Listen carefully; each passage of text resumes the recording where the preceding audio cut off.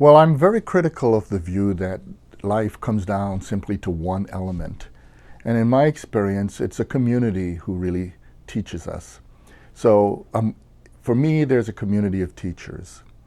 One of them was my sixth grade teacher, Ms. Domine, who gave me my first set of encyclopedias.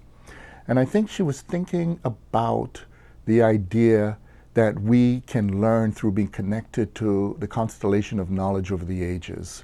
She was a wonderful teacher who also had me write more than other students. I think she already saw ahead that I would be a writer when I grew up.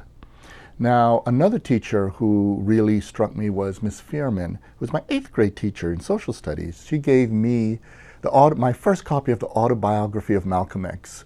And a lot of people today don't really think through what the significance of, I'll use this expression, a white Jewish teacher giving a black kid whom she didn't know was Jewish the autobiography of Malcolm X, because she understood that it's very important for us to understand what it is to be connected to somebody who stood up for something, and Malcolm X stood up for things.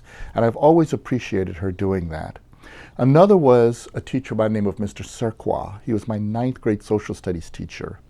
He required us to read the New York Times, but I was too poor to get a copy each day. So he insisted I come to school every morning very early to read his copy. After a while, he noticed I was actually telling the truth and read throughout the entire New York Times, so we began to shift. And he said, you know, have you ever read any Hegel? So we began to talk about Hegel and Marx and history and all kinds of things. And I think that man knew very early on what it is to introduce a young person to grand ideas. I subsequently had the good fortune of studying with Gary Schwartz at Lehman College, who runs the Lehman Scholars Program, who's a professor of classics, who has taught me so much, particularly in terms of our mutual love of jazz.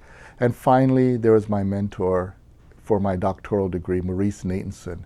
Maurice Natanson was the quintessential mensch.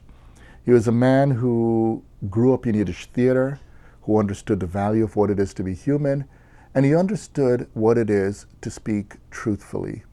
He said to me, and this is always, how can I put it? It's a very simple phrase, but it's always stuck with me.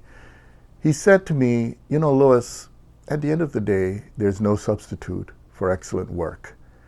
And that was his way of saying, keep your mind on something that's more important than yourself, which is your relationship to the rest of the world, and give them your best.